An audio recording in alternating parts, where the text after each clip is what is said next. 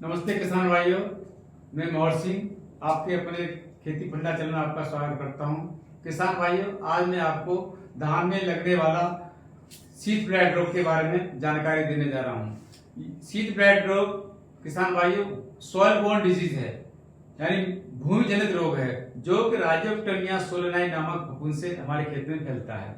इसको फैलने के जो मुख्य कारण है, जो लगातार बारिश होती है और वातावरण में टेम्परेचर है 28 से 32 डिग्री सेंटीग्रेड होता है तथा रिलेटिव ह्यूमिडिटी 96 से लेकर 100% तक होती है, तो इस रोग के लक्षण हमारे खेत में दिखाई देते हैं। लेकिन इसके लक्षण खेत के चारों तरफ दिखाई देते हैं।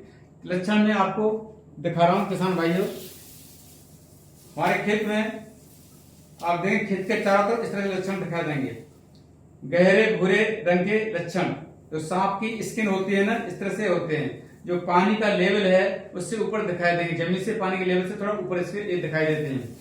पहले 1 से 3 सेंटीमीटर के होते हैं, धीरे धीरे ये साइज इनका बढ़ता जाता है, यानी इरेगुलर हो जाते हैं, अनियमित आकार के हो जाते हैं। धीरे धीरे हमारे पूरे पौधे फैल जाते हैं और पौधे को क्षतिग्रस्त कर देते हैं, और जिसके कारण हमारे दानों का विकास ठीक से नहीं हो पाता है। दाने का विकास ठीक से नहीं होता है तो हमारी जो पैदावार है कम से कम 20 से 25% कम हो जाती है।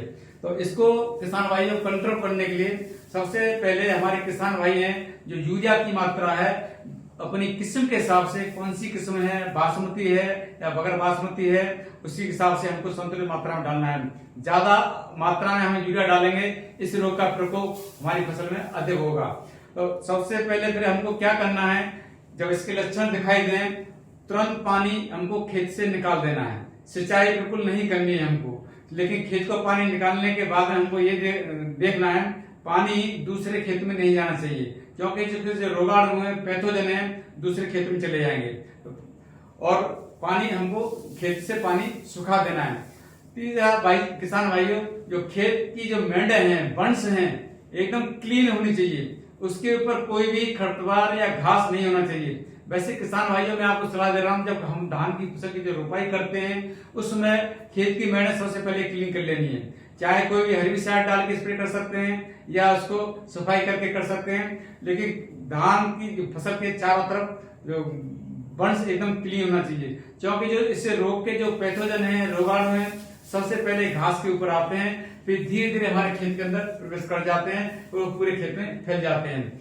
तो इसको कंट्रोल करने के किसान भाइयों पहले फंजीसाइड हैं, उनसे हम कंट्रोल करने के लिए क्या करेंगे, सबसे पहले ये पिकॉक्सीस्ट्रोबिन है, इसके साथ में प्रोपिकोनाजोल होता है जो 18.76% होता है, उसको 400 ml हमको 2 लीटर पानी मिला के 1 एकड़ में हमको स्प्रे करना है।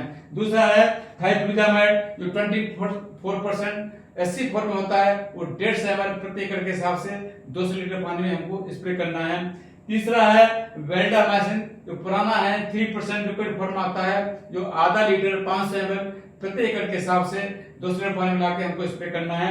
और चौथा है हेक्साकोनाजोल, ये भी थोड़ा पुराना है लेकिन काम ठीक करते हैं, 5% इसी फॉर्म में आता है, 400 ml प्रति एकड़ के हिसाब से आपको स्प्रे करना है। ये प्रोपिकोनाजोल भी है जो 200 ml प्रति एकड़ के हिसाब से 200 लीटर पानी मिला के हमको स्प्रे करना है। इनमें से कोई भी एक फंजीसाइड आपको स्प्रे करना है। किसान भाइयों, जो किसान भाई ऑर्गेनिक फार्म कर रहे हैं, जैविक खेती कर रहे हैं, उनके लिए स्यूडोमोनास फ्लोरेसेंस जो बायो फंजीसाइड है उसकी मात्रा 400 ml प्रति एकड़ के हिसाब से हमको स्प्रे करना है। लेकिन एक साथ इसका स्प्रे हम तब करते हैं जब हमारी फसल 1.5 महीने की हो जाती है। 1.5 महीने के बाद में इसका हम 3 स्प्रे करते हैं 10-10 दिन के अंतराल से। तो ये मेरी जानकारी अच्छी लगी हो तो इसको लाइक करें, लाइक तक दूसरे किसान भाइयों को साझा करें, तो इस चैनल को सब्सक्राइब करें। धन्यवाद।